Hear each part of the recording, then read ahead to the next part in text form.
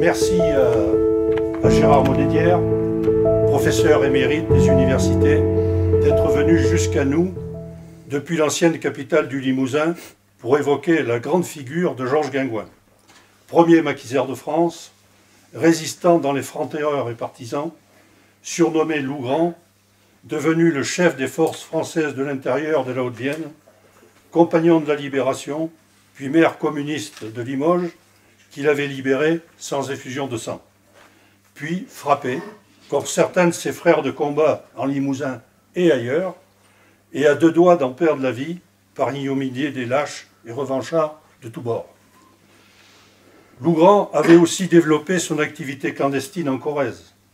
Et puis, il faisait partie, comme disaient les résistants Claude Bourdet ou Emmanuel d'Astier de la Vigerie, des vilains petits canards, qui n'étaient pas coulés dans le même moule que nombre de leurs compatriotes, alors confinés dans l'atlantisme, tout au moins au début de l'invasion nazie.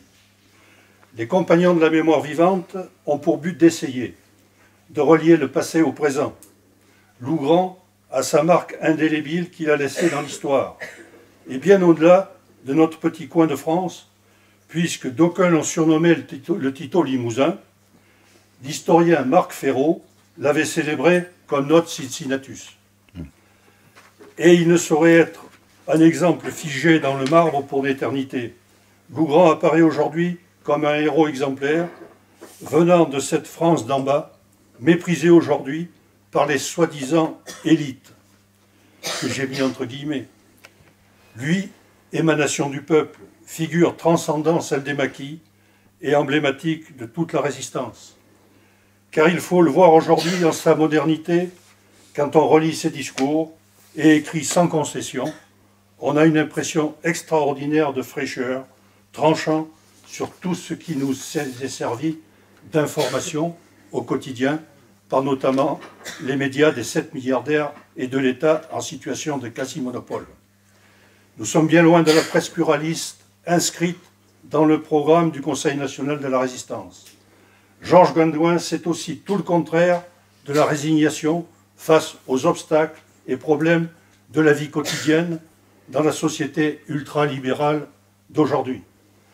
Cela mériterait bien que les compagnons de la mémoire vivante, avec les comités ANACRE de Haute-Corrèze, dont les responsables sont parmi nous, ici, j'en vois là-bas, Sornac, et puis Thalys, lieu historique de la résistance, cela méritait bien que les compagnons de la mémoire vivante, avec les comités ANACRE, donc, consacrent cette soirée à cette figure exemplaire et aussi au stratège hors pair qu'il a été. Alors que de sombres nuages ne manquent pas, aujourd'hui, aussi bien à l'intérieur qu'à l'extérieur. À la suite de l'intervention de Gérard, nous aurons, à un moment d'échange avec la salle, une courte présentation d'une brochure réalisée par notre ami Alain Mira sur les maires et conseillers révoqués par Vichy en Corrèze. À toi, Gérard.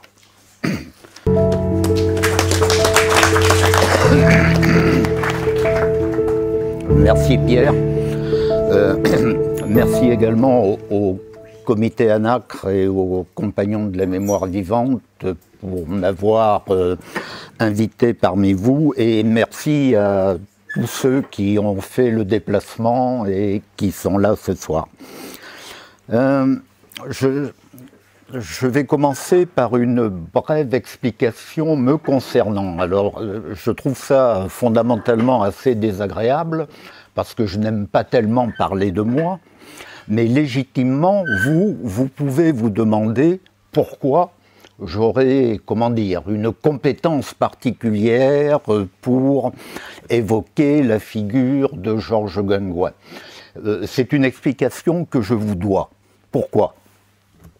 Tout d'abord, pour un fait totalement de hasard, c'est que je suis né dans la commune de Chamberet, en Corrèze, qui était limitrophe de Saint-Gilles-les-Forêts en Haute-Vienne et de Soudaine-la-Vinadière, dont il va être question assez rapidement. Ce qui veut dire que j'ai grandi avec dans l'oreille des conversations entre adultes, conversations dans lesquelles les enfants n'avaient pas leur part. Mais c'est toujours quand les enfants n'ont pas leur part que ça les rend curieux, vous savez bien. Bon. Où il était question de Guingouin, de ceci, de cela. Bon. Donc je pouvais difficilement échapper à la page d'histoire qui s'est écrite dans ce secteur. Le temps a passé, et puis alors que je ne me souviens plus si j'étais encore étudiant ou si je travaillais déjà, on est dans les années 70, un bruit se répand, Guingouin revient en vacances à Saint-Gilles-les-Forêts, dans son ancienne école où il était instituteur, qui a été transformée en gîte rural. Un bruit, comme ça. Et avec le recul, je ne sais pas d'où me vient l'audace, mais j'ai dit je vais y aller. Et en effet, j'y vais, je tape. C'est Guingouin qui ouvre la porte, c'est la première fois où on se voit. Je lui dis que j'aimerais bien discuter avec lui. Et il me dit pas maintenant, plus tard, reprenez contact. Bon, dire que l'accueil était chaleureux, ce serait mentir. Hein. Bon, maintenant, dans l'expérience de sa vie, il avait eu suffisamment de fois, de bonnes raisons de se méfier des gens qu'il ne connaissait pas et qui arrivaient comme ça pour... Je me retire, je laisse passer un peu de temps. J'imagine que dans cet entre-temps, il avait dû poser des questions pour savoir qui je pouvais bien être, etc. Et la deuxième fois, bien, on commence à parler, à discuter, et les choses se passent bien. Elles se passent tellement bien que j'en viens à lui proposer. J'avais depuis longtemps envie d'écrire quelque chose, non seulement sur Guingouin, mais sur les maquis, plus généralement. Pas seulement l'individu, mais également ceux qui l'ont appuyé, aidé. Et j'en parle à un ami de Limoges, qui est d'ailleurs originaire de la région, là, de cette partie de la Corrèze, nommé Souni, qui avait créé une maison d'édition. Alors, Lucien, il avait besoin de la faire vivre, sa maison d'édition. Et le moins qu'on puisse dire, c'est que je n'étais pas, pour écrire un livre, un nom extrêmement porteur. Alors il me dit, le mieux, ce serait que tu arrives à convaincre Guingouin d'écrire quelque chose dans le livre, que vous l'écriviez à deux. À charge pour moi d'aller lui proposer le marché. Il est immédiatement d'accord, il ouvre ses archives, et ça a donné le livre qui est sur la table là-bas, qui s'appelle « Le premier maquisard de France ». Suite à ça, on est alors vers le début des années 1980. J'ai oublié de dire que Guingouin, en 1975, a sorti son livre qui s'appelle « 4 ans de lutte sur le sol limousin », hein, qui était très important. Alors, c'est un livre peut-être un petit peu... mais je tiens à le dire. C'est un livre qui est peut-être un petit peu difficile à lire. Disons que c'est davantage une chronique qu'un livre historique. Je prends juste un exemple. Vous lisez 4 ans de lutte sur le sol limousin, puis vous voyez apparaître des tas de noms de personnes, mais qui n'apparaissent qu'une fois. Ça déroute un peu, parce qu'on se dit, mais à quel titre ben, ça, c'était un impératif pour Guingouin. Pour telle opération, pour le vol de la dynamite de la mine depuis les vignes, pour le dynamitage de la botteleuse de je ne sais où, il y avait Dupont, Dubois et Durand. Et ça, il faut l'écrire, parce qu'ils y étaient. c'est une sorte d'écriture, comment dirais-je, éthique, mais qui rend, c'est vrai, la lecture un peu déstabilisante, parce qu'on se dit, mais qui sont ces gens? Eh bien, c'était tous des maquisards qui étaient sortis de l'ombre et qui retourneront dans l'ombre à partir de 1944. On n'entendra pour la plupart d'entre eux plus jamais parler d'eux, sauf par Guingouin. Un peu plus tard, c'est un ami de ce qui s'appelait à l'époque France 3, si je me souviens bien. Peut-être vous souvenez-vous de sa figure, il était journaliste à l'époque, il s'appelle Marc Villemard. C'est Marc Villemard qui me dit je me demande si j'aurais pas la possibilité de financer un documentaire sur Guingouin de 45 minutes. J'en parle à Guingouin, qui me dit d'accord, il faut qu'il sélectionne des gens, des compagnons, pour qu'ils s'expriment, parce qu'il n'est pas question que ce soit lui uniquement qui parle pendant 45 minutes. Et on commence à filmer. Lorsque, à la station de France 3, il voit arriver les premiers résultats, les 45 minutes passent à 1h15 et à 2h. Et c'est ainsi qu'en 1985, si mes souvenirs sont bien exacts, est projeté un documentaire de 2 heures qui s'appelle Loup Grand, qui n'a plus jamais été rediffusé en tant que tel. Il a été pillé par beaucoup de productions postérieures. Mais présenté en tant que tel sur 2 heures, il n'a jamais été rediffusé. Et si vous voulez mon avis, c'est bien dommage, parce que c'est moi qui ai été chargé de faire les repérages de la liste de contacts que Guingouin m'avait confiée pour aller voir les gens. Hein. Leur dire, voilà, alors, le sésame, hein, ça consistait à dire « je viens de la part de Guingouin ». Ça, c'était pas la peine d'expliquer longuement. Et leur dire, voilà, il y a des gens qui vont venir, est-ce que vous êtes d'accord et tout. Et en général, l'accueil était extrêmement favorable. Pas toujours. Il y a quelques anecdotes. Donc le film a un certain retentissement.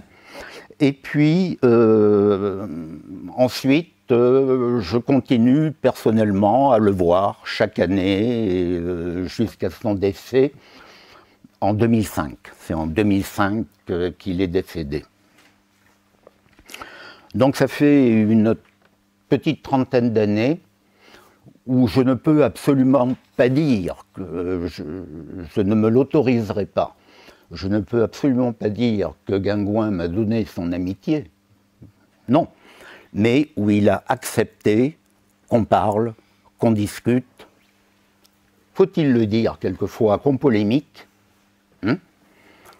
Je me souviens quand j'avais écrit mon texte pour Premier Maquisard de France, au moment de l'envoyer à l'édition, il me dit il faut que je le relise. Là, je me crispe un peu parce que je dis attends, ça m'ennuie un peu, qu'est-ce que tu veux dire il me dit. Et là, il fait une distinction. Il dit je veux vérifier qu'il n'y a aucune erreur historique, de lieu, de date. Mais tes interprétations, c'est les tiennes. C'est toi qui signes. Ça, je ne changerai rien. C'est exactement ce qu'il a fait. C'est important, je trouve, parce que tenir aux faits, à l'époque contemporaine, qui est celle, vous savez bien, des faits alternatifs, c'est-à-dire tout est vrai, du moment que c'est moi qui le dis, hein, tenir aux faits, c'est le préalable à tout débat rationnel. Et puis ultérieurement, donc, il a créé l'association des Amis du Musée de la Résistance de Limoges, qui est animée par sa fille Michèle et par son président actuel, qui est mon ami Jean-Jacques Spell. Et avec des hauts et des bas, l'association continue à perpétuer la mémoire du maquis limousin autour de Georges Guingouin. Je vous propose 2 temps. Tout d'abord, une sorte de biographie sommaire pour se replacer les idées. Et dans un deuxième temps, quelques interprétations qui viennent de moi et avec lesquelles on a tout à fait le droit de ne pas être d'accord ou de nuancer, etc. En tout cas, c'était en général ce que Guingouin souhaitait. Alors, la biographie sommaire, il naît en 1913. Et en réalité, il ne va jamais connaître son père. Parce que son père est militaire de carrière en garnison dans le nord de la Haute-Vienne. Là, j'ai oublié le nom, Magnac-Laval. Une toute petite commune où, à l'époque, il y a encore une caserne et quelques militaires. Son père fait partie des sacrifiés de 1914. Cette caricature où on envoie les malheureux contre les mitrailleuses habillés en bleu, en rouge, etc., de manière à ce que les tireurs allemands ne les manquent pas, quoi, hein. Donc son père est tué dans une bataille qui s'appelle la bataille du Transfloa en 1914, et ses restes sont inhumés dans une sorte de cimetière collectif dans l'est de la France.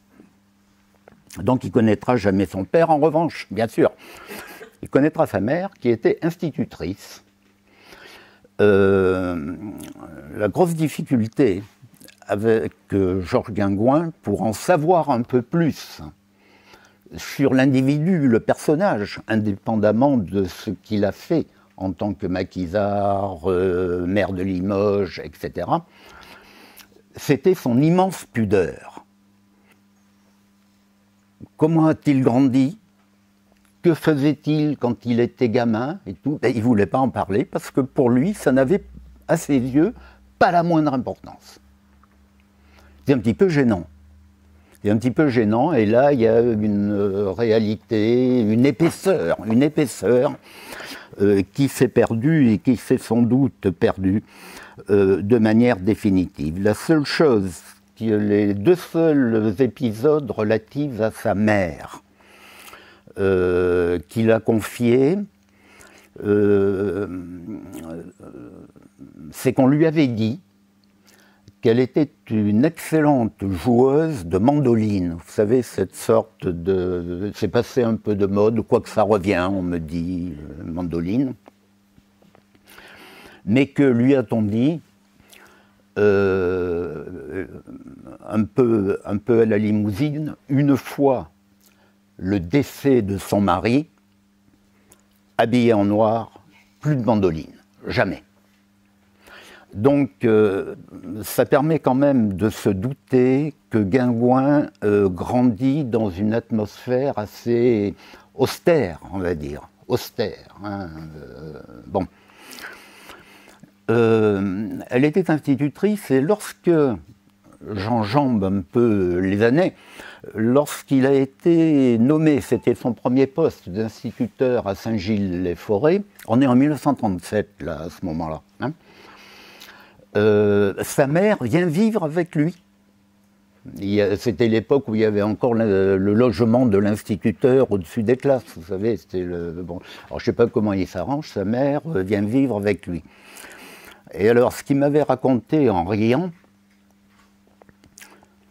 tiens, je fais une parenthèse. Pour celles et ceux d'entre vous qui ont pu voir Georges Guingouin, notamment lors des manifestations de commémoration des combats du Mont-Gargan, ou simplement dans des émissions, ou dans des films, ils n'ont pu qu'être frappés par son caractère incroyablement sévère, hiératique, austère. Lorsque les conditions étaient réunies, ce n'était plus le même homme. Et j'ai écrit quelque part, parce que pour moi je trouve que c'est un vrai privilège, j'ai pu bénéficier de ce que j'avais appelé le rire africain de Guingouin, où il éclatait de rire à propos de ceci, cela, etc. Donc quand même, un personnage à facettes, hein, et il faut bien l'intégrer. Et il y avait un beau livre de photographie d'un photographe qui s'appelle Xavier Lambourg, si je me souviens bien, qui était consacré aux personnes qui ont marqué le Limousin. Il n'y avait pas que Guingouin. Et son regard de photographe était suffisamment subtil pour avoir photographié Guingouin souriant, ce qui était en décalage total avec l'image que lui-même donnait le plus souvent. Mais je parlais de sa mère. Et ce qu'il m'avait dit, c'est que quand il était à Saint-Gilles, il savait très bien, une fois la journée de classe finie, parmi ses petits écoliers, ceux qui rentraient, bien sûr, tous à la maison, mais ceux qui immédiatement se mettraient à faire les devoirs et les leçons, et ceux dont les parents diraient « arrête tout ça, il y a les bêtes à soigner, il y a ceci, il y a cela, etc. » C'était pas un désintérêt pour l'étude, mais c'était l'effet de la misère. Tout simplement l'effet de la misère. Alors Guingouin avait inventé le stratagème suivant. Ceux qui étaient destinés, une fois rentrés chez eux, à se mettre au travail de la ferme, un peu avant la cloche, il leur posait une question à laquelle ils ne savaient pas répondre, puni, une demi-heure. Et pendant que lui se mettait à traiter les copies de la journée, les choses comme ça, sa mère, retraitée, descendait, prenait les punis et en refaisait la leçon de la journée. Je trouve que c'est un peu admirable. Et que s'il y a une image qui illustre bien, en particulier à travers une femme, une institutrice, ce que voulait dire hussard noir de la République, là, on y est vraiment. Donc voilà. Quant à lui, il poursuit la carrière de sa mère, puisqu'il est reçu au concours d'entrée de l'École normale d'instituteurs de Limoges. Les écoles normales, à l'époque, c'était dur. Hein. C'était profondément laïque, mais le style, c'était un peu séminaire aussi. Hein. On ne rigolait pas lorsqu'on était à l'école normale. Et il est à l'école normale, notamment, en 1934. Et en 1934, eh bien, il y a les tentatives fascistes à Paris de prise d'assaut de l'Assemblée nationale, les émeutes. C'est d'ailleurs très largement ce phénomène qui va entraîner l'Union de la gauche, qui elle-même permettra 1936. Et à Limoges aussi, en 1934, il y a, après les émeutes, des sortes de ce qu'on appellerait des contre-manifestations, aujourd'hui. Et Guingouin fait le mur de l'école normale, il est le seul normalien à faire ça. Il fait le mur et il va participer à la manifestation. Naturellement, il a été pris, puni, mais d'une sévérité atténuée compte tenu du motif de son indiscipline. Ce qui veut dire que dès qu'il était élève instituteur, il était déjà très sensibilisé aux problèmes sociaux et aux problèmes politiques. Un autre point, parce que ça c'est une très grande importance dans toute son histoire, il confiait que dès l'école normale, il avait été passionné par l'histoire de la Révolution française. Et il avait eu un professeur d'histoire, alors qu'au programme, la Révolution française s'étudiait essentiellement à travers les œuvres de l'historien Jules Michelet, c'est-à-dire un historien assez modéré, on va dire. Voyant ce que Guingouin écrivait, lui avait dit, parce que c'était le principe de laïcité, il ne s'agissait pas d'endoctriner qui que ce soit. Son professeur lui avait dit « Guingouin, lisez Mathiez ». Alors Mathiez, c'était un autre historien de la Révolution française, mais beaucoup plus à gauche, beaucoup plus robespierriste, etc., etc. Et là, Guingouin a expliqué que quand il avait lu Mathiez, ça avait été pour lui une révélation, une véritable révélation, qu'à savoir qu'à partir des mêmes faits, on peut avoir des interprétations différentes. Et c'est au niveau des interprétations que les choix se font, pas au niveau des faits. Les faits, c'est les faits. Arrive 1940, il est mobilisé, il est blessé au front. Dans la déroute de l'armée française, il est hospitalisé à l'hôpital de Moulins. Et comme les armées allemandes se rapprochent à toute vitesse, il ne veut pas être fait prisonnier. Et le hasard fait que c'est le 18 juin 40, c'est-à-dire le jour de l'appel du général de Gaulle, qui s'enfuit de l'hôpital, direction Saint-Gilles-les-Forêts. À pied. Il arrive à Saint-Gilles-les-Forêts et immédiatement, il s'attelle à deux tâches. C'est assez étrange d'ailleurs. Une tâche purement intellectuelle, il se met à rédiger un très long texte qu'il intitule « Appel à la lutte », où il fait l'analyse de la période et où il conclut qu'il faut lutter dès maintenant contre le nazisme et contre ce qui est en train de devenir le pétainisme. Moi, j'ai toujours pensé que s'il a écrit ce très long texte, c'était aussi pour se mettre au clair avec ce qu'il pensait lui-même. Vous voyez, une sorte de regard comme ça. Quand on pense, ça va à toute vitesse et un peu dans tous les sens.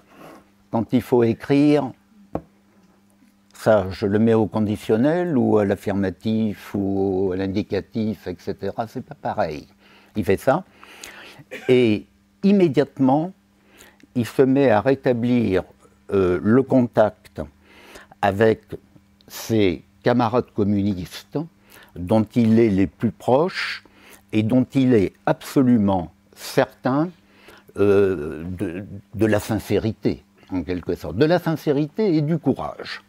Ils sont très peu nombreux. Ils sont très peu nombreux. Mais ils s'arrangent pour cacher le matériel de la cellule du parti, une sorte de système là pour faire des affiches. J'ai oublié comment on appelait ça. Oui, il y avait une Ronéo, mais il y avait une Lito, voilà, c'est ça.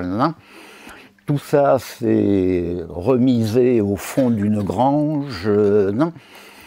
Et il commence à éditer de de fausses cartes d'identité en bénéficiant du fait que, comme énormément d'instituteurs à l'époque, l'instituteur était aussi secrétaire de mairie.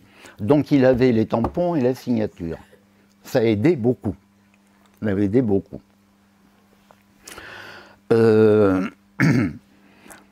Il se rend bien compte que cette affaire des cartes de visite, des cartes d'identité, veuillez m'excuser, ça risque de lui coûter cher parce que lors d'une appréhension ou d'une rafle, la police sait reconnaître, en cherchant bien, si la personne qui portait la carte d'identité, c'est vraiment elle ou pas, etc. Et en effet, c'est ce qui se passe. Un des bénéficiaires de la carte d'identité se fait capturer, le système est découvert, il faut qu'il passe à la clandestinité. Pas encore au maquis, à la clandestinité. Et là, il y a un épisode très étrange, vraiment. Je vous laisse juge de l'interprétation qu'on peut en tirer. À cette époque-là, Georges Guingouin est fiancé, avec d'ailleurs une institutrice. Décidément, on n'en sort pas. Hein. Il est fiancé avec Henriette, qui est originaire de l'Aube. Elle est à l'origine pas limousine. Et lorsqu'il doit passer à la clandestinité, il lui envoie ça s'appelait un télégramme interzone, parce que c'est le moment où il y a encore la zone occupée et la zone non occupée. Donc dans ces télégrammes, il faut être très prudent quant à ce qu'on dit et être économe de mots. Hein. C'est pas un roman, hein. C'est vraiment un télégramme. Et il a cette formule que j'ai gardée en mémoire, où il lui dit 2 ou 3 banalités, la santé va bien, blablabla, point. Grosse difficulté à venir, point. Vous rend votre liberté. Alors, je ne sais pas, était-il hanté par l'image de sa mère qui avait porté le deuil de son père toute sa vie, mais sa volonté, c'était de lui dire, voilà, je peux disparaître, il faudra faire sa vie quand même. Je trouve que c'est quelque chose presque d'émouvant. Hein. Donc, il se cache, et là, si vous voulez, ça va prendre la forme que j'ai voulu un petit peu, c'est-à-dire à la fois d'une conférence habituelle, mais aussi un peu d'une veillée limousine. Hein. Bon, il faut parler des gens. Il se réfugie dans la famille Bourdarias, une famille extraordinaire, extraordinaire. Alors naturellement, moi je n'ai pas connu la mère Bourdarias de l'époque qui avait été surnommée la mère du maquis, rien que ça. Mais j'ai connu sa fille et son fils. Alors justement, petite anecdote, c'était à l'occasion du tournage de ce film pour France 3. Où Guingouin nous avait dit il faut avoir le fils Bourdarias et la fille Bourdarias. Et on les avait invités au même moment dans la ferme où Guingouin avait été caché et où personnellement, pour passer le temps, parce que c'était toujours un peu long les prises de vue et tout ça, je grattais un peu comme ça, où j'avais trouvé des chargeurs de balles, rien n'avait changé hein, depuis le... Eh bien, ils sont arrivés à peu près au même moment, le fils et la fille Bourdarias, ils se sont dit bonjour, bonjour, comme ça. Et ce que j'ai su après, c'est que c'était la première fois qu'ils se resaluaient depuis les années 1950, parce que le fils Bourdarias était restée fidèle au Parti communiste et la fille Brodarias était restée fidèle à Gangouin. On ne se parle plus. Sauf là où ils ont repris des relations de frère à sœur normales. D'ailleurs, c'est assez intéressant parce qu'il nous expliquait la barge où il était caché, où il y avait du foin, et où ils avaient fait des sortes de tunnels dans le foin pour qu'il puisse... Son exigence, c'est qu'il fallait toujours une issue de secours où il était. Jamais dans un trou à rats. Toujours une issue de secours si ça se passait mal. Problème. Et d'ailleurs, ça me permet au passage de faire une observation. C'est vrai que le Limousin, ça a été la terre des paysans rouges, du communisme rural, etc. Mais il y a beaucoup de gens qui en tirent une conséquence qui est une conséquence fausse, qui consiste à dire que tous avaient des idées avancées, que tous étaient d'accord. C'est pas vrai. C'était erroné. Il y avait des gens qui étaient foncièrement hostiles à ceux qui défendaient l'idée de progrès, d'amélioration, etc., etc. Ça, il ne faut jamais l'oublier. Et il y a quelques indices dans cette ferme de Mouret, c'est entre Dompes et Moutier, si je me souviens bien, il y a quelques indices qui font dire au Brodarias, ça sent mauvais. Il faut que Gangouin s'en aille parce que il y a eu des questions posées à la fois, des questions un peu bizarres auxquelles on ne s'attendait pas, etc., etc. Donc il faut trouver une autre planque. Et l'autre planque, elle va se trouver en Corrèze, à Soudaine-la-Vinadière, grâce à une famille de paysans, les Cueils. Un très grand éleveur, tout le monde connaît, à Soudaine-la-Vinadière, tout le monde connaissait la propriété des Cueils parce qu'il avait eu tellement de plaques au comice agricole que la grange en était couverte. C'était vraiment un très grand éleveur, de grande qualité. Et bien entendu, ils étaient communistes. Je veux dire, à cette époque-là, Gangouin n'a de relation de clandestinité qu'avec des camarades communistes. Donc, départ de la Ronéo, de la sérigraphie, etc., direction Soudaine-la-Vinadière, où le père Cueil, qui avait fait la guerre de 14-18, dit à Gangouin, je vais te faire une cagnard dans un bois. Et le cagnard, c'était en 14-18, c'était pour s'enterrer sous les obus, comme ça. Et là, ils choisissent une vague sapinière au bout de nulle part, bien sûr, où ils creusent la cagnard, mettent des branchages dessus, etc. Et Gangouin s'enterre. Avril 41, là, il prend le maquis. C'est à ce moment-là qu'il prend le maquis. Avant, il est résistant. Hein, mais il n'est pas maquisard. Là, le maquis, c'est la campagne.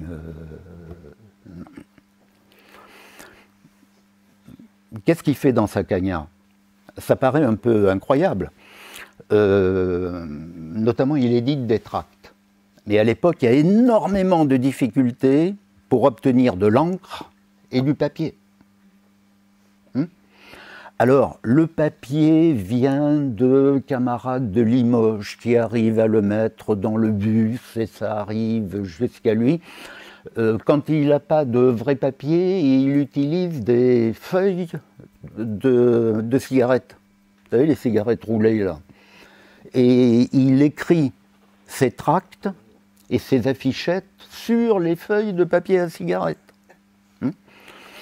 Et la nuit, il prend tout ça sur son vélo, les veilles de foire, et les veilles de foire, il va coller ça sur les endroits où la population locale va se retrouver pour manifester clairement qu'il y a des gens qui ne sont pas d'accord. Parce qu'à l'époque, la population, dans son immense majorité, est totalement assommé par l'évolution des choses. Assommé. Et puis, peu de temps après, c'est la catastrophe, parce que le propriétaire de la sapinière, quelqu'un d'ailleurs de tout à fait honorable,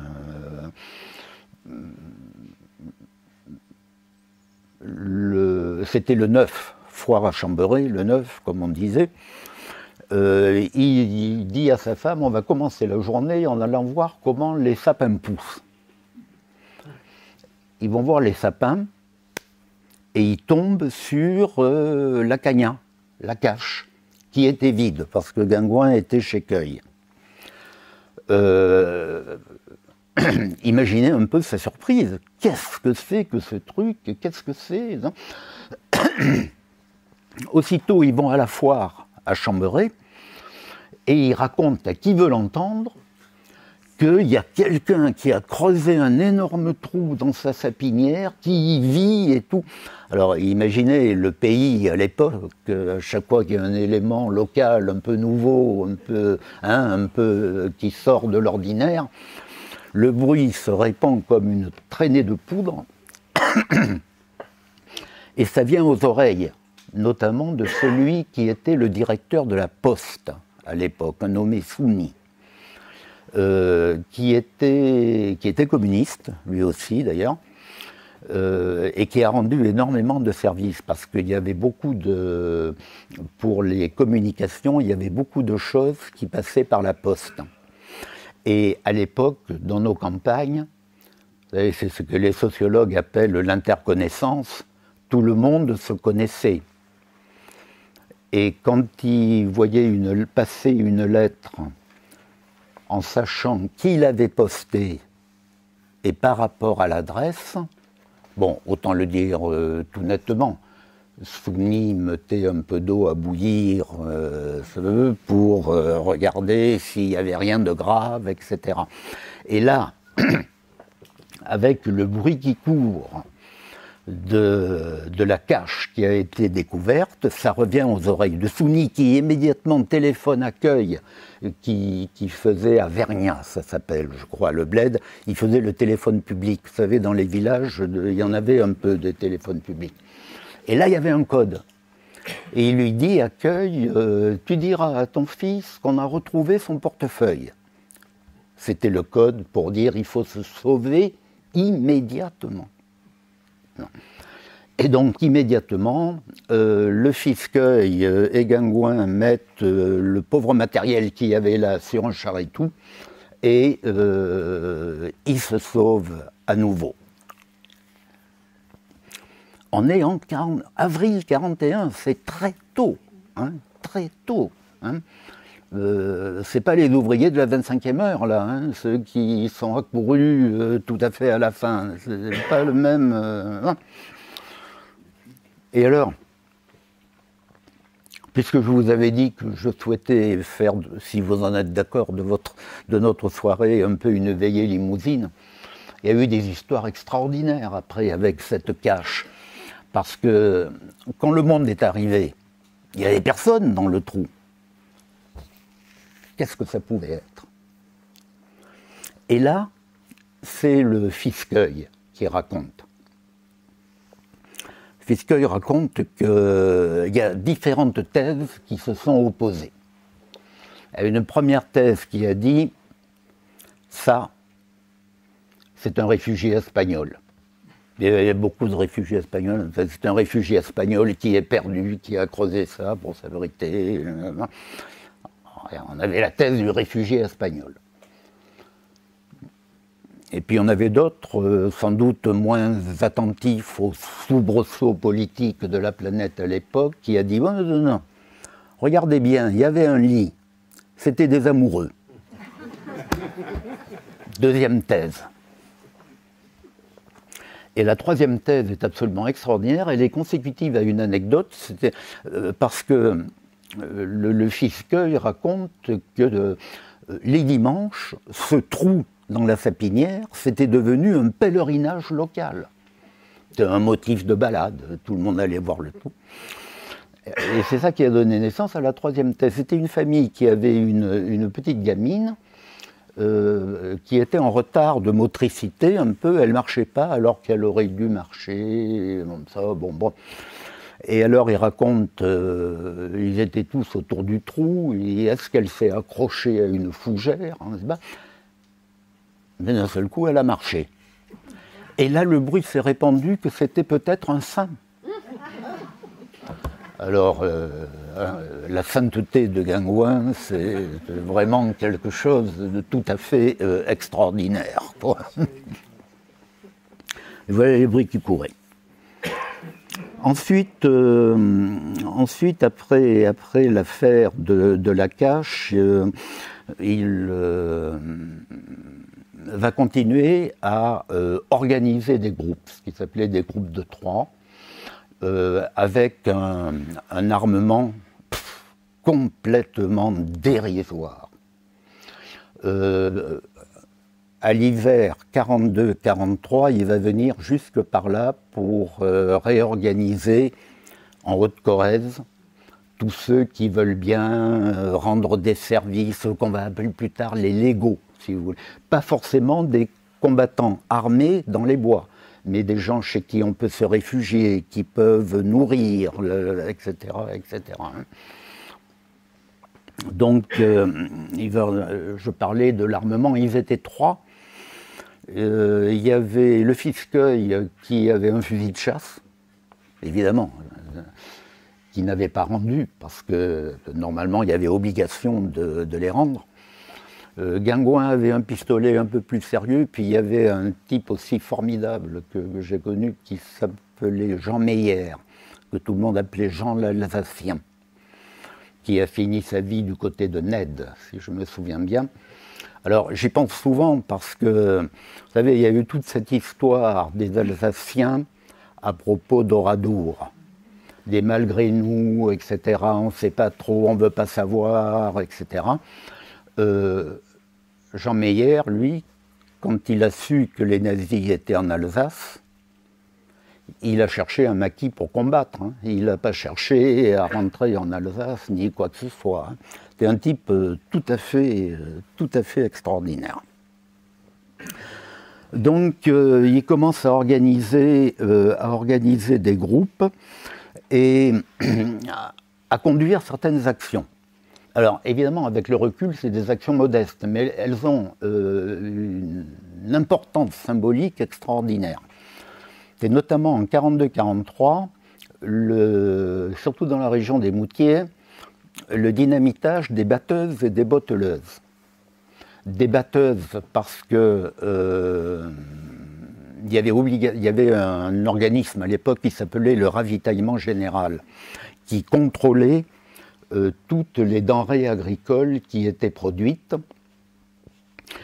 Et le ravitaillement général orientait un grand nombre de ces denrées vers les forces allemandes.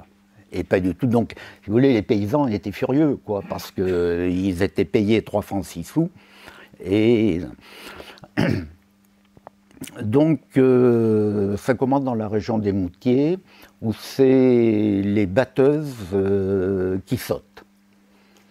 Alors, je suis obligé de passer vite avec des bombes totalement artisanales qui étaient faites avec des boîtes d'essieux de charrette. Je ne sais pas si vous voyez à peu près ça, où ils devaient bourrer tout ça de dynamite, mais c'est complètement artisanal.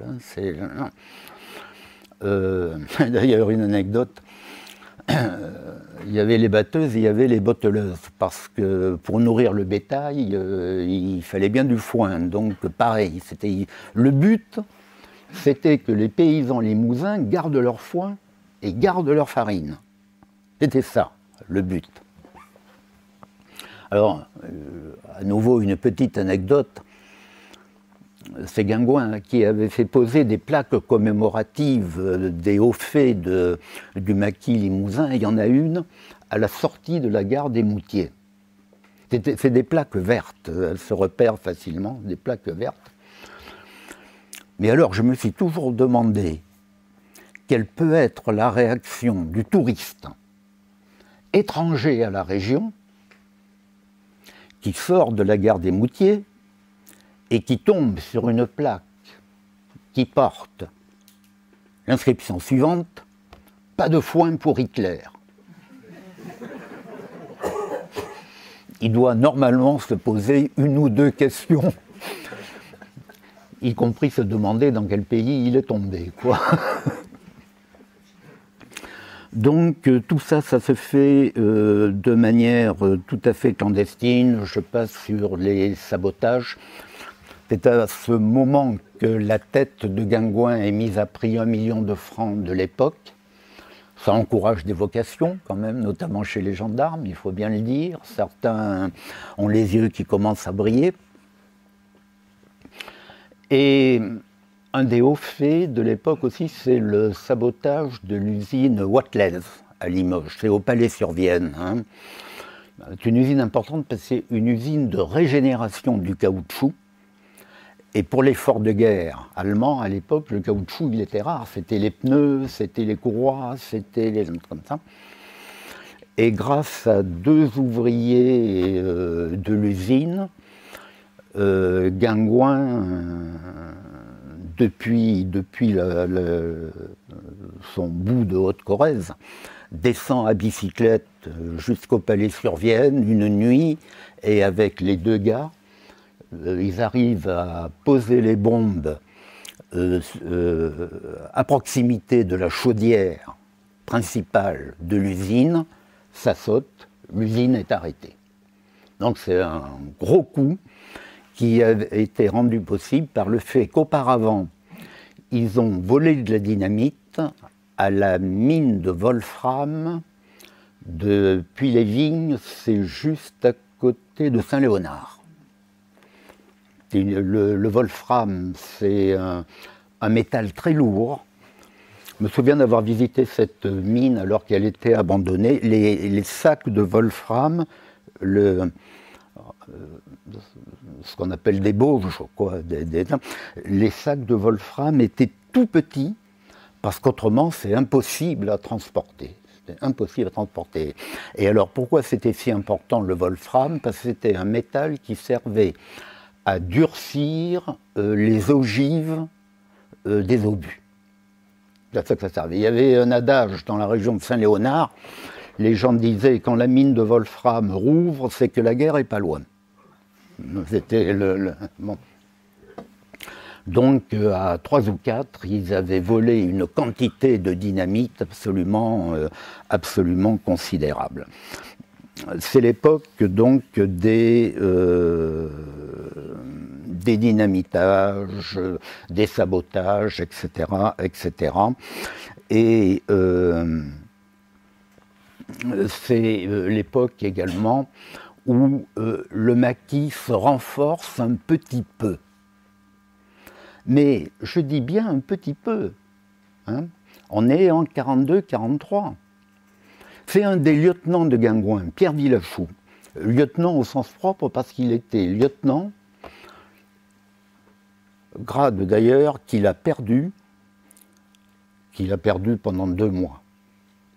Mais Guingouin l'a dégradé parce que Villachou avait pris seul l'initiative, avec 3 gars qu'il avait autour de lui, d'aller délivrer le camp de prisonniers de Saint-Paul-des-Geaux, du côté de Limoges.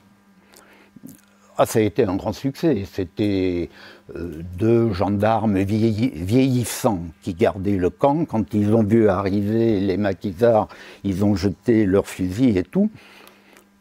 Seulement, Villachou avait agi sans ordre. Et avec Guingouin, ça, dans une période qui est une période de guerre, on n'agit pas sans ordre. Donc il avait dégradé.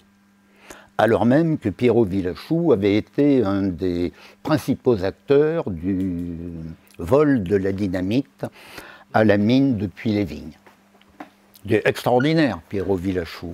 C'est lui, quand je lui avais dit pour le film, quand j'avais commencé à le connaître, je lui avais dit... ensuite on se tutoyait, mais au départ on ne se tutoyait pas. au fond, vous, qu'est-ce que vous pensez de Guingouin? Alors tous, ils étaient, quand je posais cette question, ils étaient tous laudateurs, etc. Et Villachou, il disait, ça m'a un petit peu étonné, donc je renforce ma question. Je lui ai dit, mais qu'est-ce que vous voulez dire? Oh ben, c'est que il nous retenait trop pour vous situer le personnage de Pierrot Villachou qui bon.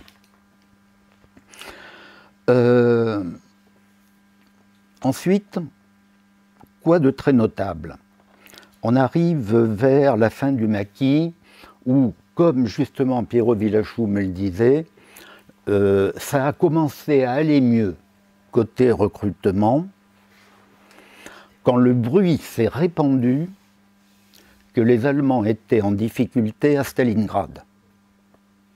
L'effet de cette information a été extrêmement important dans la population. Jusque-là, les nazis gagnaient partout.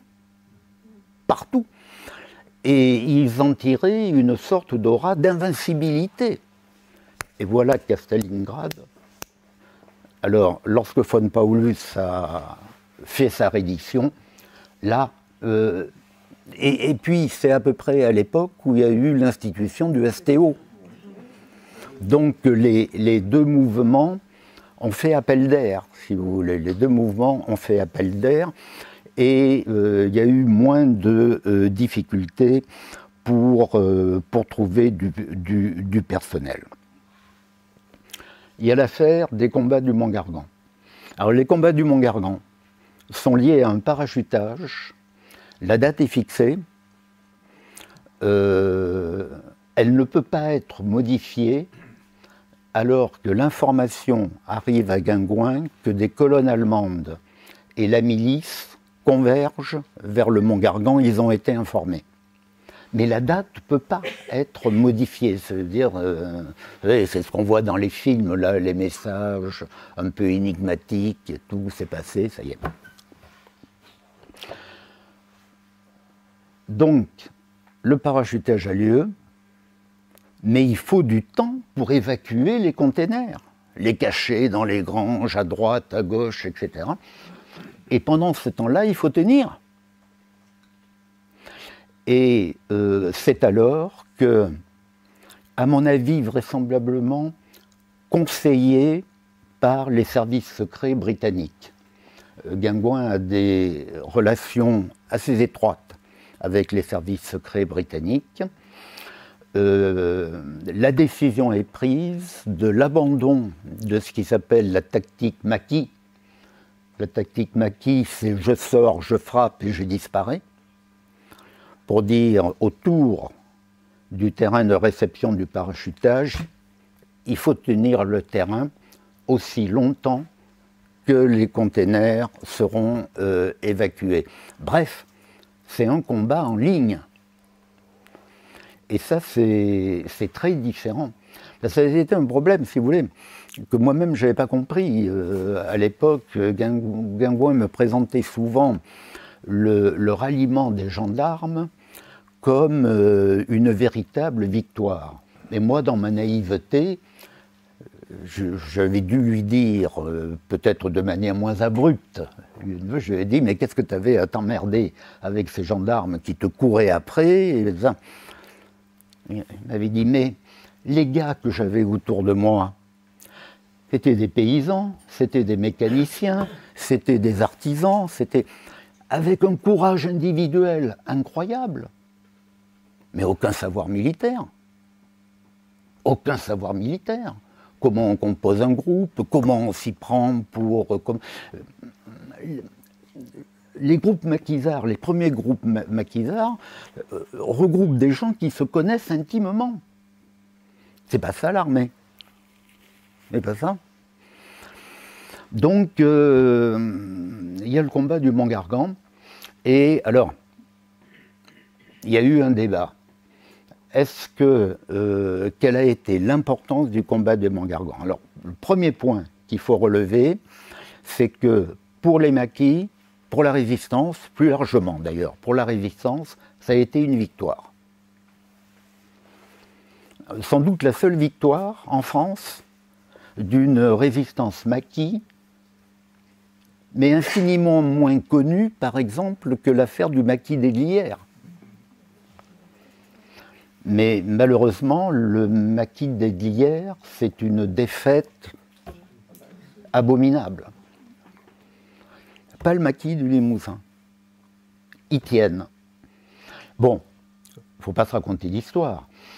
Si la milice et les Allemands n'avaient pas reçu l'ordre au bout de 8-10 jours de déguerpir, ils auraient fini par user le maquis. C'est ce que je pense.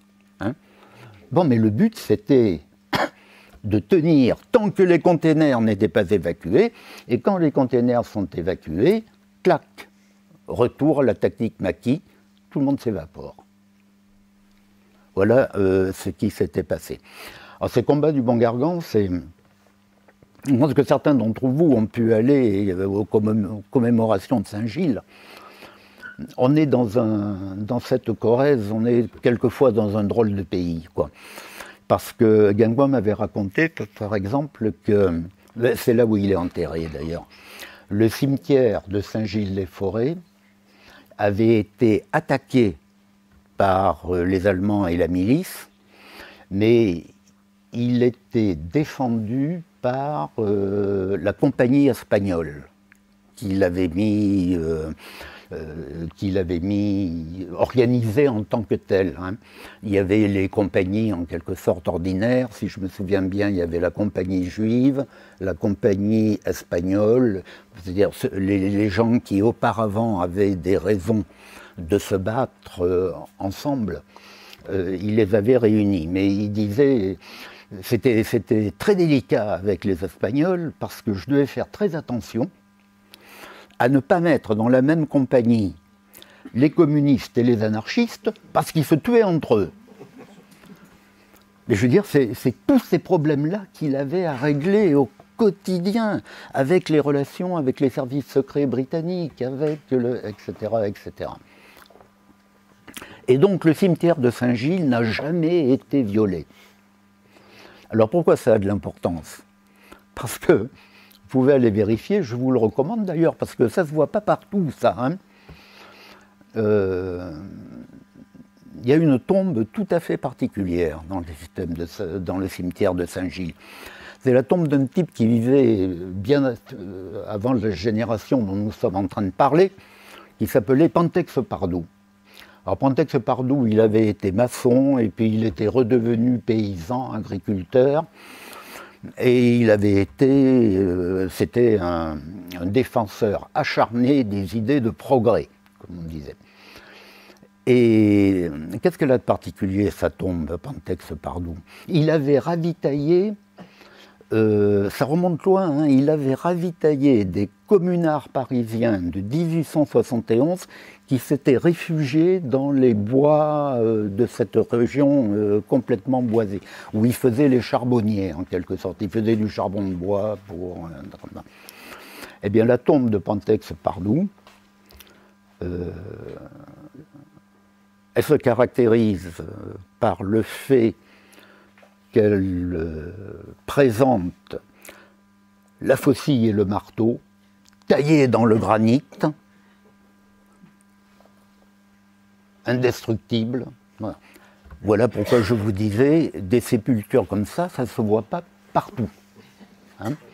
C'est assez original pour être signalé. Maintenant, ce que je pense, c'est que tous ces communistes limousins de l'époque, il ne fallait pas non plus leur parler de kolkhoz, de sovkhoz, de propriété collective et tout ça. C'était pas du tout pour ça. Ils se battaient pour l'égalité, la liberté et la dignité. Point barre. C'était l'essentiel. Ensuite, bon, je crains d'être un peu long, donc je vais aller vite. C'est la reddition de la garnison de Limoges. Comme Pierre le disait, les forces de Guingouin arrivent à obtenir cette reddition sans bain de sang, grâce à un vice-consul suisse qui fait le monsieur bons offices dans cette affaire.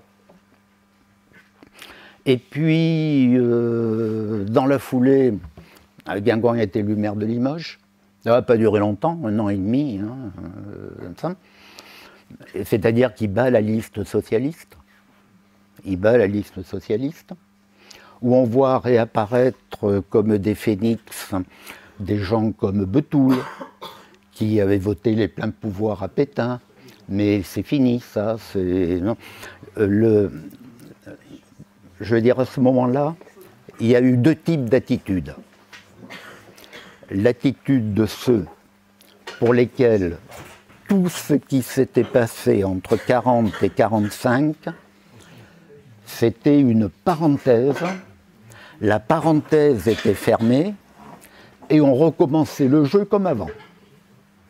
Et ceux pour lesquels, entre 40 et 45, des leaders nouveaux étaient apparus, des responsables nouveaux étaient apparus, et on devait leur faire confiance. Il n'y avait pas d'entente possible entre ces 2 manières d'interpréter ce qui s'était passé pendant la guerre. Donc, on voit réapparaître Betoul. D'ailleurs, ça me permet, là, excusez-moi, je tiens à le dire, parce que ne faut pas oublier qu'il y avait un député de la Haute-Vienne qui s'appelait, je crois que son prénom c'était Léon, mais je ne suis pas sûr, Roche, qui était élu du côté de Rochechouart, qui avait été un des 80 à refuser les pleins pouvoirs à Pétain. Alors, ce que j'ai envie de dire, c'est que généralement, quand on a dans son territoire quelqu'un qui a refusé les pleins pouvoirs à Pétain, on a tendance à en être un peu fier et à lui rendre honneur. Bon. Alors, s'agissant de Limoges, il y a une rue Léon Roche. Il y a une rue Betoul, naturellement, juste à côté de la mairie. Hein. Il y a aussi une rue Léon Roche. Elle est après l'aéroport, à 100 mètres de Saint-Gence, une commune d'à côté. C'est très significatif, le marquage de l'espace, hein, par ceci ou cela. Et Betoul, il avait beaucoup fait pour la commune, comme Spinasse à Égletons, il avait beaucoup fait pour la commune. Donc, hein, bon, voilà, c'est comme ça que l'histoire s'écrit. Bon, après, ça va mal se passer pour Guingouin. Ça va mal se passer. Il est exclu du PC en 1952. Je pense qu'à ce moment-là, il fait preuve d'un peu de naïveté. Il croit qu'il est... Bon, bref. Il est exclu du PC et se met en place... Alors, moi, j'insiste en général sur le fait... On impute au Parti communiste tout ce qui est arrivé à Guingouin dans les années 50.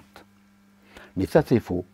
Ce qui fait la particularité du véritable lynchage de Guingouin, c'est son caractère unanime.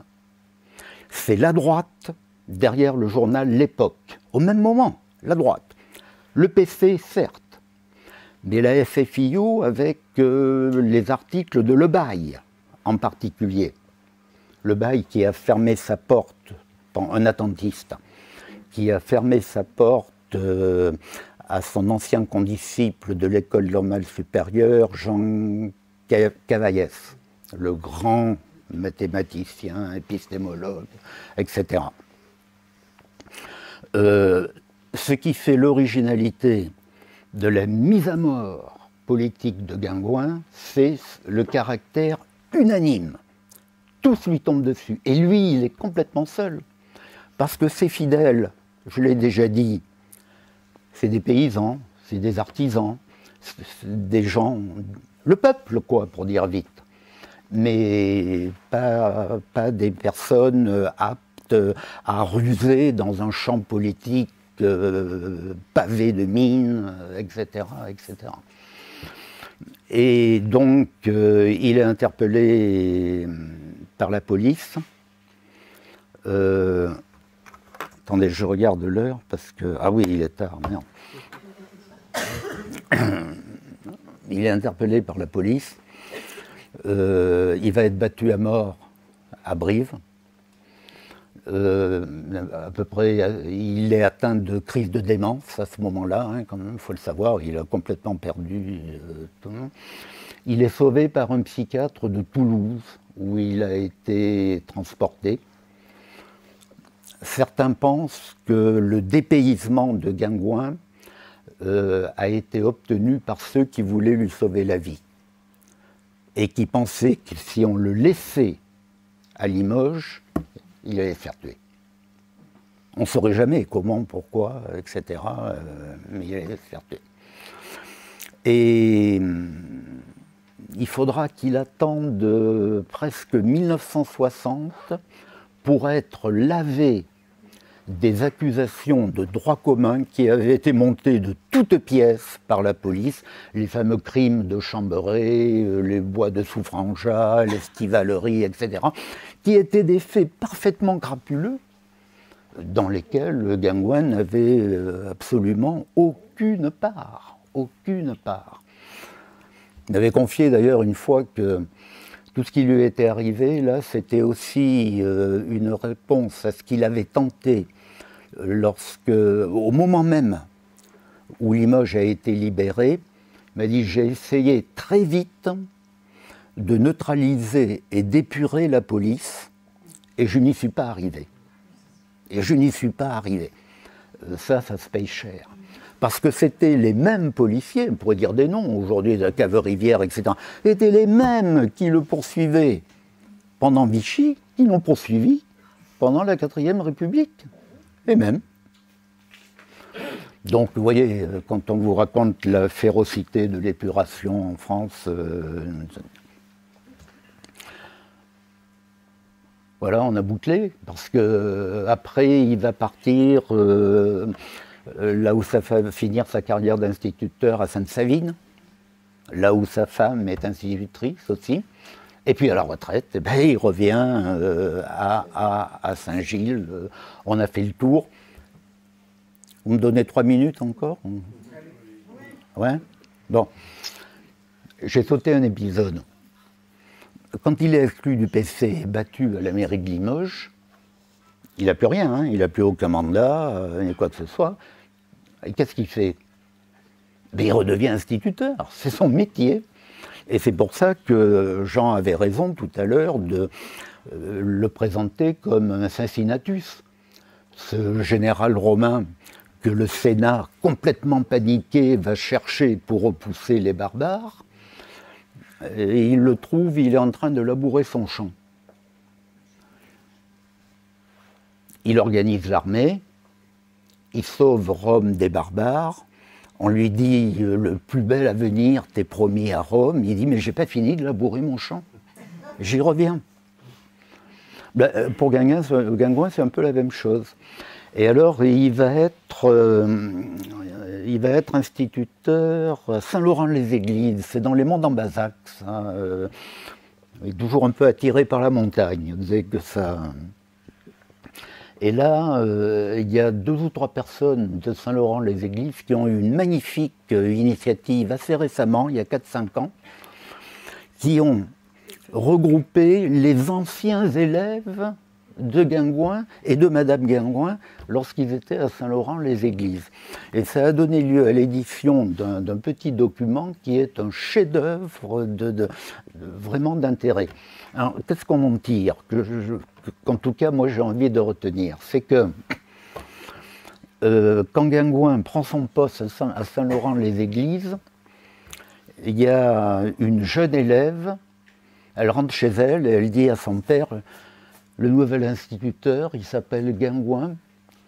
Et là, son père lui dit, ah ah, celui-là, il va te dresser. C'est-à-dire que déjà, il y a comme une réputation de... Bon. Mais les gens sont vite très étonnés par l'attitude de ce Guingouin. Premièrement, le jour de la rentrée, c'est l'appel, et il demande aux différents élèves comment tu t'appelles. Firier, Vertuchou, etc. Et Guingouin leur dit, mais t'as pas de prénom? On peut en faire une lecture, qui est peut-être excessive, hein, mais dans l'esprit de Guingouin, qui se veut en quelque sorte le continuateur du 1789. L'école, c'est la République. Quand on quitte la famille, où on s'appelle par son prénom, et qu'on rentre dans l'école de la République, on devient des citoyens. Et c'est normal de s'appeler par son prénom, c'est pas l'armée, hein, c'est l'école. Il avait une manie, raconte un vieux. Maintenant, il est vieux. À l'époque, il était... C'est, y compris l'hiver, et ça embêtait beaucoup les gens, de laisser une fenêtre ouverte. C'était pas pour des motifs d'hygiène. C'est qu'il avait gardé le principe, toujours une issue de secours. Alors, il faisait les concours pour monter à la corde. Il n'y avait qu'un élève, c'était le costaud de la classe, qui arrivait à il était costaud, Guingouin. Bon, un tas de trucs comme ça. Ça, c'est très intéressant, je trouve. Il y avait une tradition bien ancrée qui voulait qu'au moment de la récréation, il y avait la cour des filles et la cour des garçons. Quand Guingouin arrive, à la récré, c'est la récréation pour tout le monde ensemble. On est dans les années 50, hein, c'est bon. Hein. Et puis, il y avait une autre tradition. À l'époque, il n'y avait pas tellement, comme maintenant, de personnel de service pour l'entretien de l'école communale. C'était à la fin des cours, c'était aux enfants de faire le ménage de la classe. Le bois, les empilés, tout. Ouais. Et la tradition, c'était que ça, c'était les filles qui s'en occupaient de faire le ménage. Dès que Guingouin est arrivé, une semaine les garçons, une semaine les filles. Principe d'égalité. Toujours les valeurs de 1789 qui animaient son action la plus... Et alors ça, parce que pour lui, c'était tout simplement faire son métier, il n'en parlait jamais. Tellement ça lui apparaissait normal. Moi, je pense que ça peut être souligné. Je pense que ça peut être souligné. Voilà. Pardonnez-moi d'avoir été trop long, mais le sujet est inépuisable.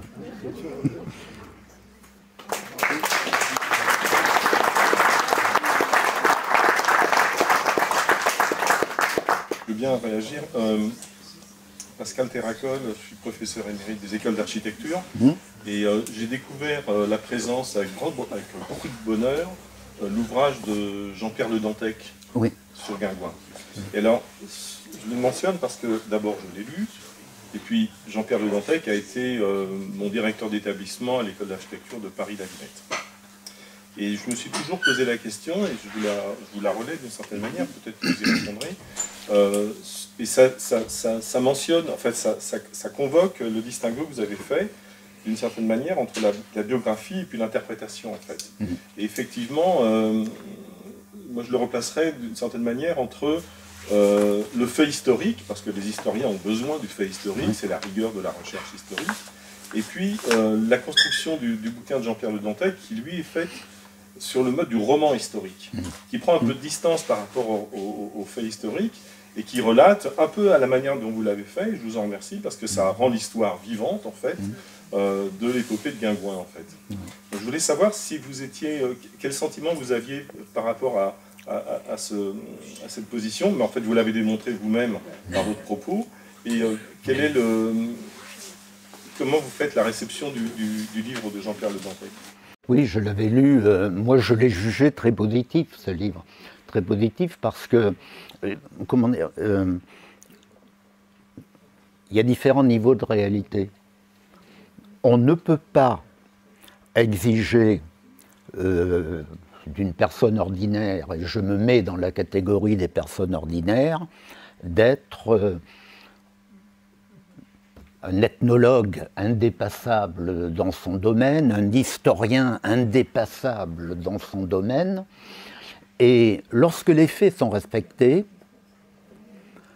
les textes romanesques peuvent devenir d'excellentes introductions qui donnent envie d'aller en savoir un peu plus sur ce qui s'est vraiment passé, ce que pensent les uns, ce que pensent les autres. Prenez l'épopée de Spartacus.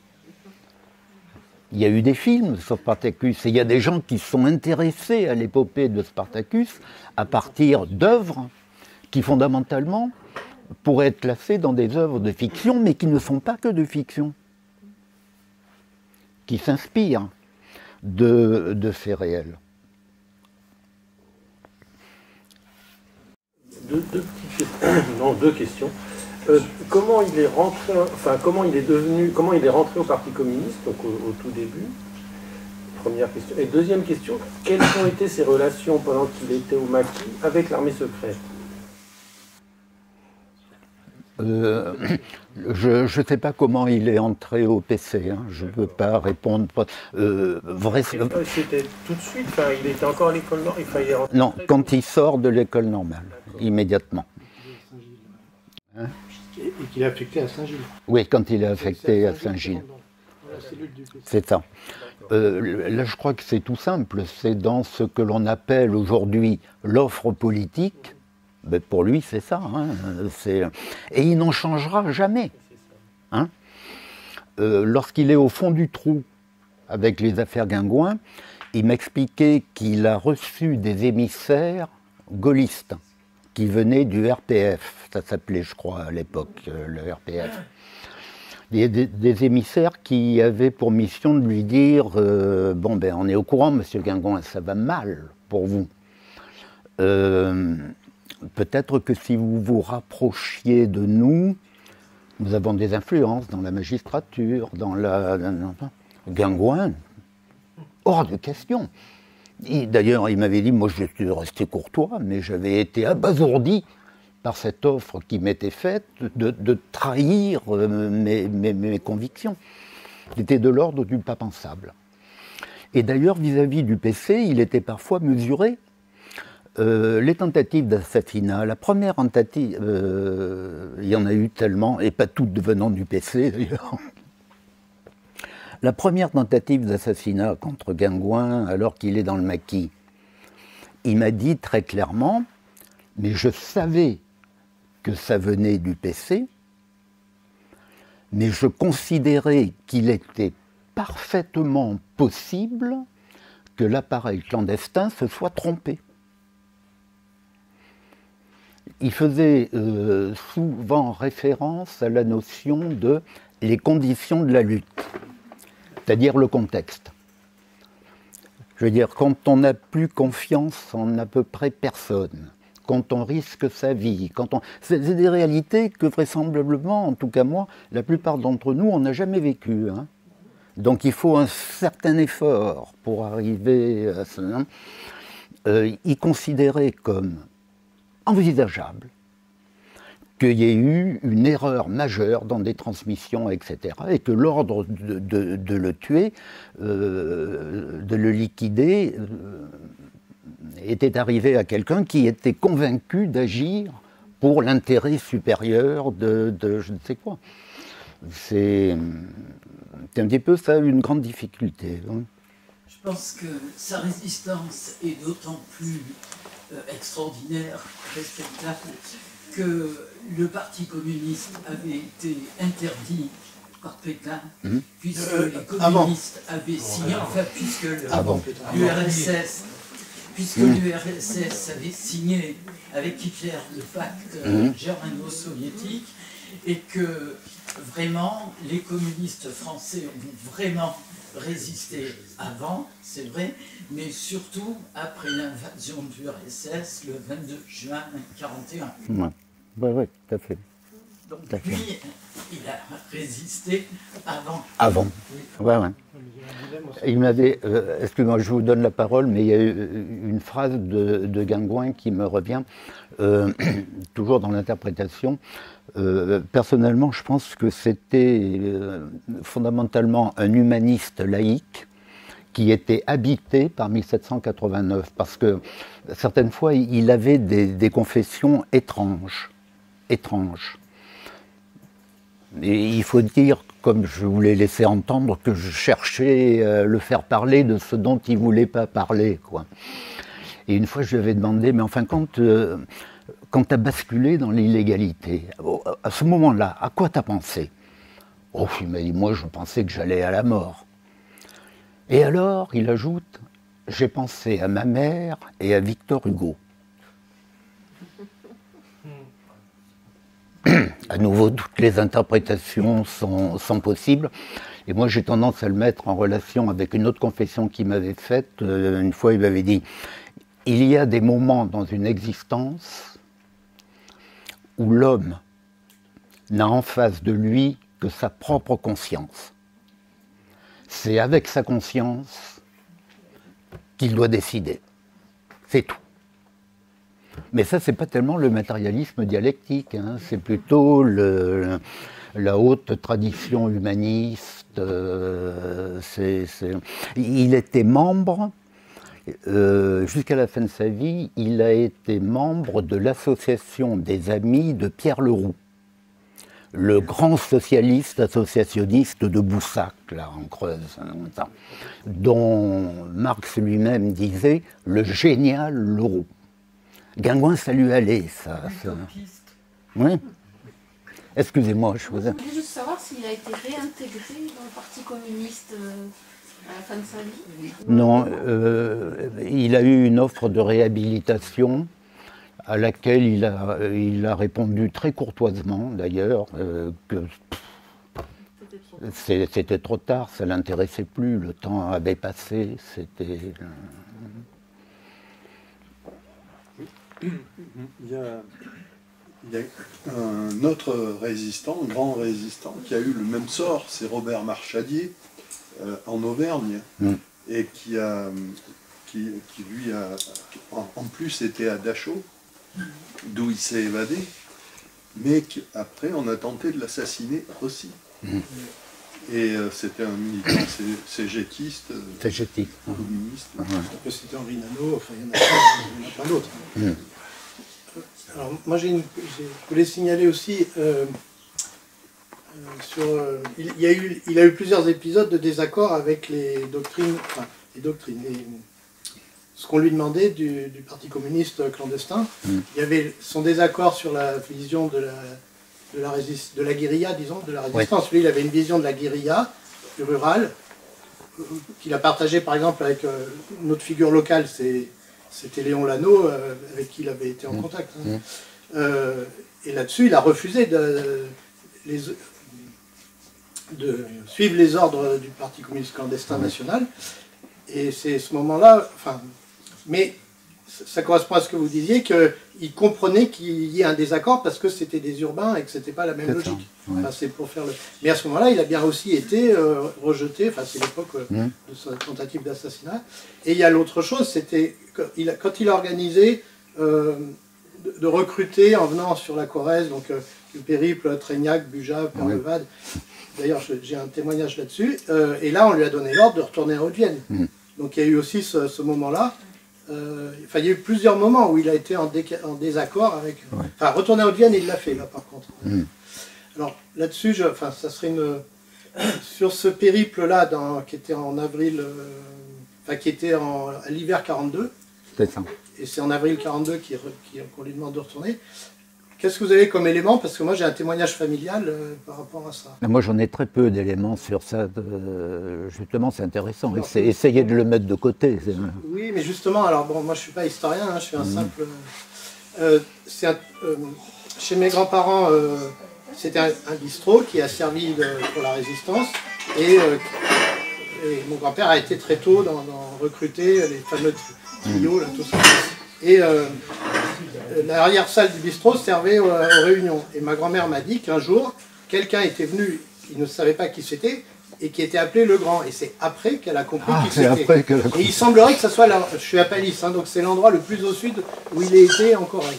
Je vous donne ce témoignage. Alors je ne l'ai pas daté parce que ma grand-mère ne se rappelait pas de la date. Mais voilà, je rajoute cet élément. En plus, c'est marrant que vous parliez des... C'était des commerçants, en fait. C'était une ferme avec un bistrot. Et il y avait le poste d'abonnement public, justement. parce que ça me rappelle, c'est très intéressant, ça me rappelle un personnage absolument extraordinaire. Ça s'appelait Madame Ribieras de Sussac. C'était l'épicière de Sussac, Madame Ribieras. Quand on a tourné le film, tous ceux qui parlent évoquent Guingouin, Legrand, Georges, etc. Raoul, exactement. Ouais. Elle est la seule et unique à dire « Monsieur Guingouin a fait ceci, Monsieur Guingouin est venu me voir ». Elle était profondément catholique. Ça se voit d'ailleurs, les images qu'on a faites de là où elle nous a reçus, il y a des croix partout, etc. Et elle a apporté un appui à la résistance incroyable. Incroyable. Elle ravitaillait les maquis. Alors, elle avait inventé, quand elle était arrivée à avoir des provisions, elle chantait en prenant les chemins un air d'opérette. Ce qui fait que les gars disaient « c'est bon ». Sinon, elle chantait « Bonjour tristesse ». Et Madame Ribieras, alors c'était, si vous voulez, une personne de la toute petite bourgeoisie rurale, microscopique, c'était pas Bolloré, hein, l'épicière de Sussac, hein, vraiment pas. Hein. Mais ses parents l'avaient poussée un peu dans les études, vraisemblablement dans une école catholique, hein, et elle présentait une énorme importance pour Guingouin parce qu'elle avait appris un peu d'anglais. Donc son rôle était tout trouvé pour évacuer, dispatcher les non. Et alors elle faisait des fiches pour les maquisards qui disaient à l'anglais tu lui donneras ça. Et alors il y avait marqué you go to the church and the grocery is front of the church. C'était et lorsqu'on l'a filmé. Moi, je ne suis pas journaliste, donc je n'ai pas la réaction. Le copain journaliste dit « Vous pouvez nous le redire ?» Et alors, elle le redit en anglais avec un accent limousin à tordre, comme ça. Tellement, elle avait retrouvé ses réflexes et ensuite, il continuait à lui poser des questions d'une autre nature. Elle répondait en anglais. C'était... Madame ? Moi, j'ai bien connu Guingouin, si vous voulez, mais bon, j'étais très jeune pendant la guerre, puisque je suis né en 1938, mais j'habitais la région des Moutiers. Ah ouais. Et mon père était membre du Parti communiste et il faisait partie des légaux de Guingouin. Ah ouais. Donc on a reçu des maquis à la maison. Bon, j'étais gamine, j'étais tenue un petit peu à distance. Et ben, ça lui a permis de faire 6 mois de prison à la prison de Tulle dans l'affaire Guingouin, parce qu'il faisait partie des 10 anciens de Guingouin qui ont été incarcérés. Il a bénéficié donc du non-lieu en 1959. 59, c'est ça, oui. Oui, décembre 59. Ouais. Voilà.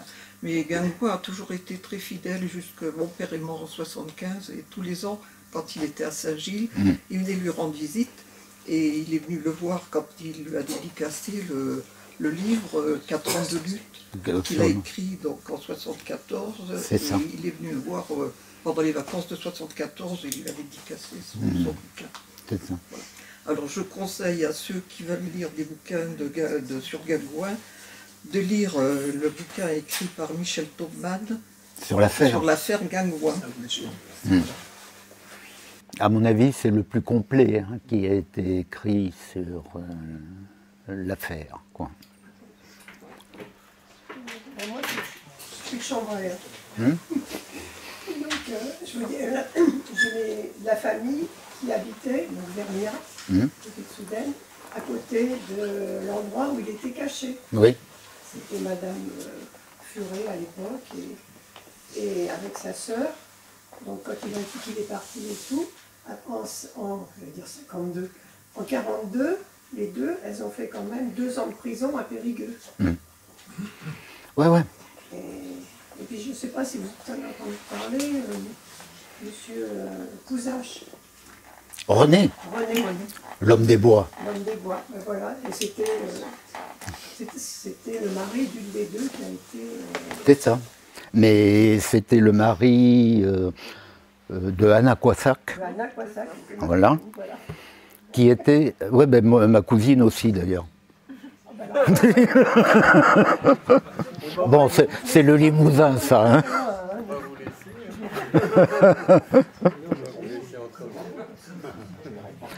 Oui, des gars m'avaient expliqué, René Pouzache, l'homme des bois, c'est vrai qu'il disait pas un mot. Hein.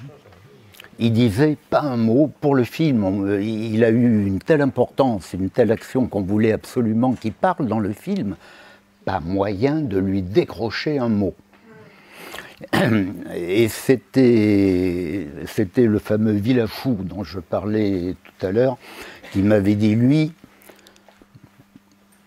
on l'entendait jamais parler, on entendait le ton de sa voix que lorsque Guingouin disait « il faut des volontaires ». Et là, il disait « moi ». C'était pas un Limousin, il venait de Lyon, ce Pouzache. De Saint-Étienne.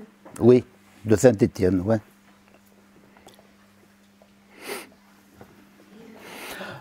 En effet, dernier point que je...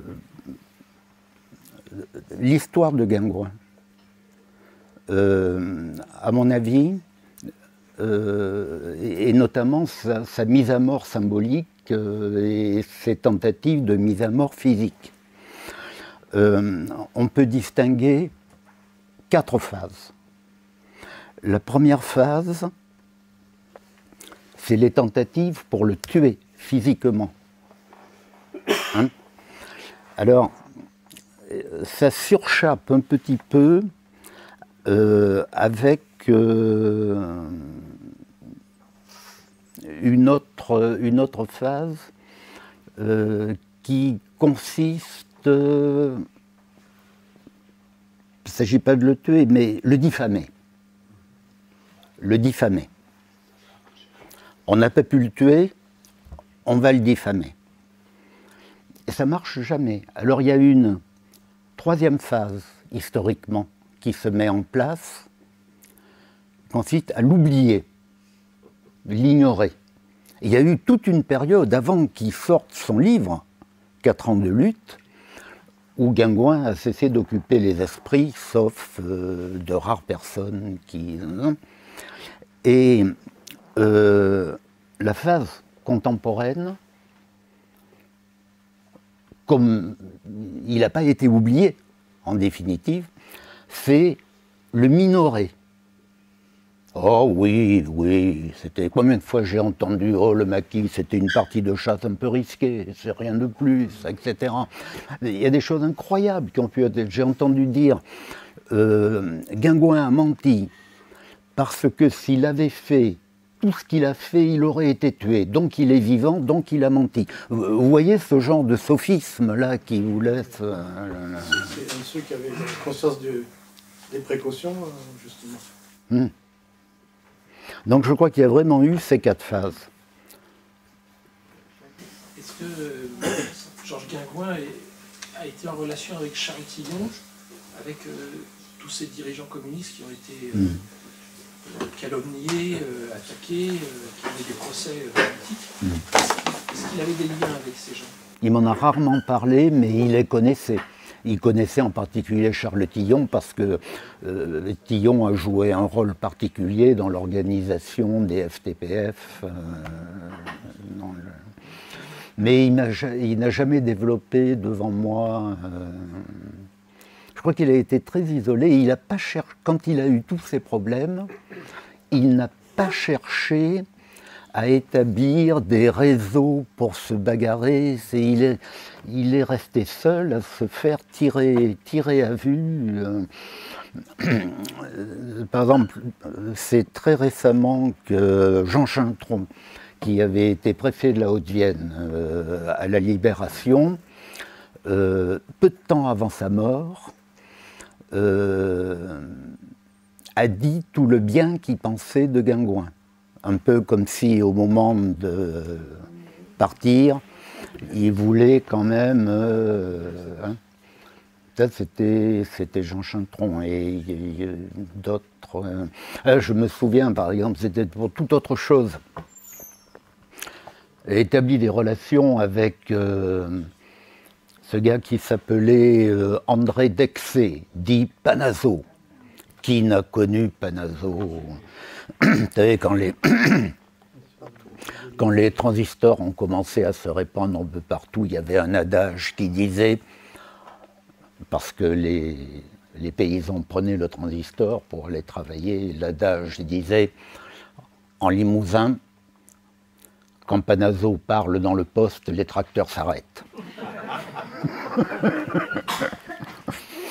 Et alors j'avais connu Panazzo, il habitait au Palais-sur-Vienne, à côté de Limoges, je me souviens, puis on était allé chez lui, mais on parlait d'autres choses, on parlait de langue occitane, je crois, ou de questions comme ça, et puis on en vient à parler de Guingouin.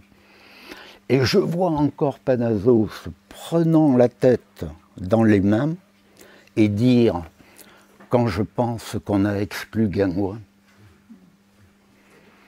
mais avec un ton de chagrin, quoi. Hein. On n'a pas eu à vivre et à décider dans ces périodes-là.